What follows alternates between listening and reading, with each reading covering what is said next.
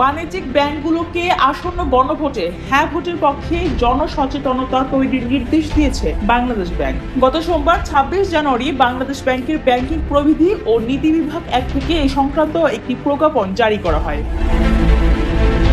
প্রজ্ঞাপনে বলা হয়েছে, দেশের সব বাণিজ্যিক ব্যাংকের শাখা ও উপশাখার সামনে জুলাই জাতীয় সনদ 2025-এ অন্তর্ভুক্ত সংবিধান সংস্কার সংক্রান্ত প্রস্তাবগুলোর উপর গণভোট বিষয়ে জনসচেতনতা বাড়াতে ব্যানার প্রদর্শন করতে হবে।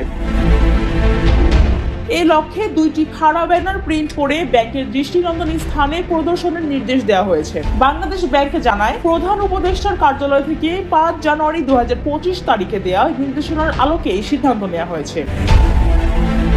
এর আগে ব্যাংকগুলোর ব্যবস্থাপনা পরিচালকদের সঙ্গে এক বৈঠকে কেন্দ্রীয় ব্যাংকের গভর্নর আহসান এইচ মনসুর গণভোটে হ্যাঁ ভোটের পক্ষে প্রচারণার আহ্বান জানান। সেই আহ্বানের পর কয়েকটি ব্যাংক প্রচারণা শুরু করলেও লিখিত নির্দেশনা না থাকায় কিছু ব্যাংক তা থেকে বিরত ছিল। সেই প্রেক্ষিতেই আজ আনুষ্ঠানিকভাবে প্রজ্ঞাপন জারি করা হলো বলে জানিয়েছে বাংলাদেশ ব্যাংক।